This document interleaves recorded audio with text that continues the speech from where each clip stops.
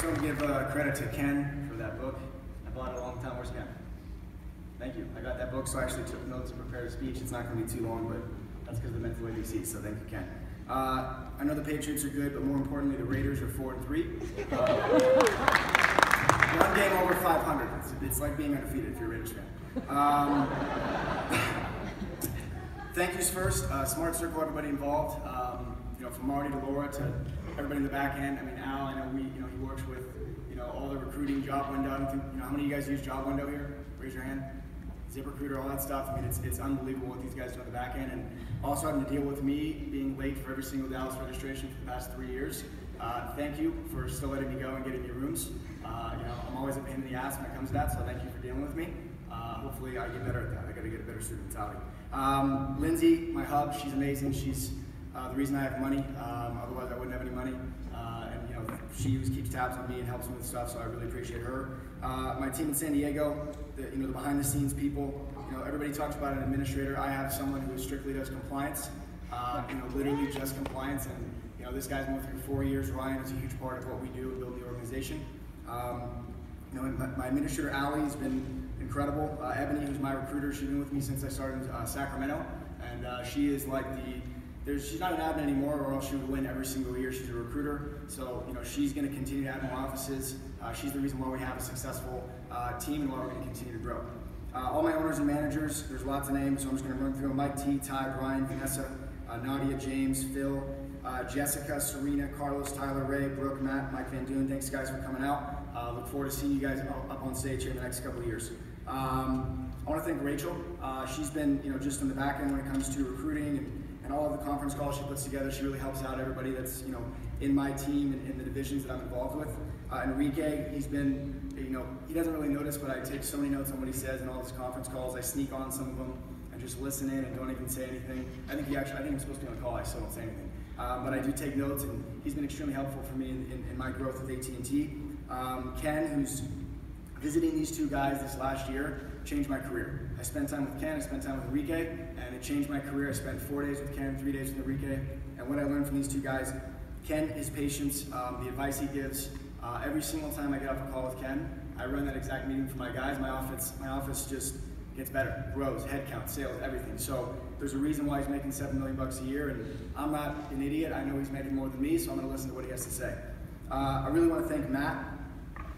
This guy right here, over the last 2 years, has been a daily mentor for me. We talk about that person. He's been a daily mentor. We call, we talk. Sometimes he's got something to grill me about, but most of the time nowadays it's just, hey, how's everything going? What's happening? Do you need advice? And every single time I need to talk to Matt, he picks up the phone and calls me back. Not just being a mentor, being a daily mentor is really important, having that person you can call. He's opened up a million doors for me and my guys. If I was stuck in just one division, I wouldn't be up on the stage, and he's made sure that I wasn't held back by just one, that there was more things me and my people could do. So thank you, Matt. Hopefully I'll beat you at golf one day. I want to thank Larry. I don't know where he went. Where's Larry? Oh, there's Larry. I wanted to get closer with him this year, and that was my goal the last couple years, and this year I've been able to accomplish it. This guy's amazing. He inspires me. I'm already pretty hyped up about this business, but this guy still at his age gets me going to another level. So I can't wait to continue that. I want to thank my family, and especially my mom. Where are you at? Where's my mom? Where is she? Oh, there she is. Hey, Mom. I made a tradition now to take her to this trip every year, wherever it is. I got to make sure I'm on stage, or else it's going to be kind of disappointing. So it pushes me to work harder, and she's always been supportive. She has the same exact reaction whether I ring bell or whether I'm promoted to regional. Great job. And she just texted me this morning, juice. So I think that's new for her. Last but not least, I want to thank Alon. Some people forget where they came from. I never have. I started in his office. I was kind of hidden from the world for 2 years. This is my 5th R&R. Some people think I'm like this new owner. I've been in the business 4.5 years. I went to 2 of these R&Rs before anybody knew my name. And I just watched other people get award after award after award, and it was motivating me. But during those 2 years I was with Alon before I started my own office, he taught me so much. He taught me about all the over-promoting that happens in this business. He's also taught me about being good with money, being good with conversations, and over that course of time we built an amazing relationship. He's a big brother to me, big Israeli brother. He picked me up at a bar, so we have to remain close over the years, and he's also one of my best friends. And I can't thank him enough for all the advice he's given me and the coaching. And to this day, we can't hang out without laughing our asses off, so hopefully you have a relationship like that in the business because it's really important. And last part I'll just give you guys in terms of my advice, you know, ownership isn't easy. You guys might think that you see people up on stage that are winning awards and you're like, wow, good for them. They must have a good life. There's a lot of things that go on behind the scenes that you guys don't know about. A lot of sacrifices, a lot of ups and downs. As assistant managers especially, I think you have a fabrication of what running a business really is. There's good times and then there's bad times. And I've learned that, you know, if you cannot recover from a bad time, you won't be in this room next year because you're gonna have it. It's gonna happen to you at some point. My rookie year, I saved $100,000. I won Rookie of the Year. It seemed like this business was easy. I started slacking a little bit. I wasn't as focused. I didn't run my meetings the same. I had this opportunity to go to San Diego, and over the course of the 4 months when I moved down there, I went from having $100,000 saved to $700 in my account. I went to the bank one day and I went to make a deposit, and I usually don't ask for a statement. They gave me a statement that said 700 bucks. So some people might look at that and they say, "What? This is a stupid business. You've been in it for 3.5 years. You put on a bunch of people. You saved a bunch of money, and now you have $700 to your name." Most people would quit. My office was only 10 people. I spent 2 months, I couldn't get past 10 people. I put myself in a huge overhead situation because I wanted to push myself. I got a car, all this stuff, you know, kind of did the stuff that girl, Missy Thompson or Simpkins. You know, I didn't buy Versace, but you know, I made my overhead too high. So I had a choice, and of course, you know, when you're low on money, you call your Jewish friend. He helped me out there. But that was my decision at that point. I think a lot of you guys are faced with this decision as well when things go bad, when things go backwards. And nobody talked about it. The key was I didn't show it to my people.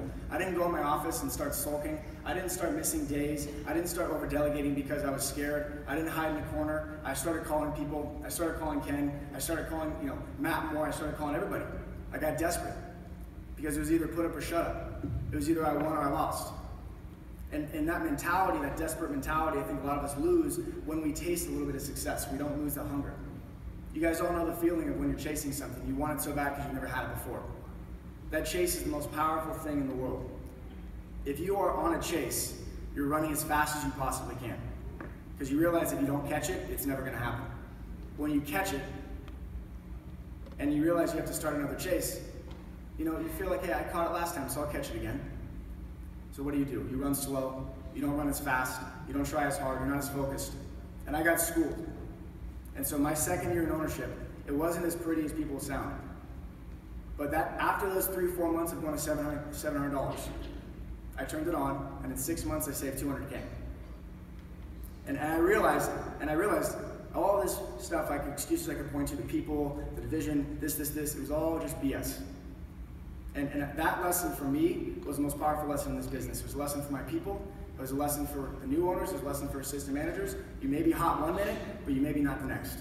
So how are you going to respond when you're not hot? Because consistency is key, preparation is key, and if you become consistent in this business, you'll be amazing. And the last thing I'll say, I know I'm going long, the last thing I'll say is input versus output. The reason why a lot of people don't want to try again, because they gauge their input versus their output. And they look at their last output, like I would have done. I just put in 3.5 years, I have $700.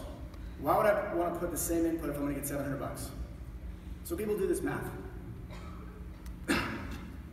Your second and third time doing something, your fourth time, your fifth time, it's not the same input, it's better.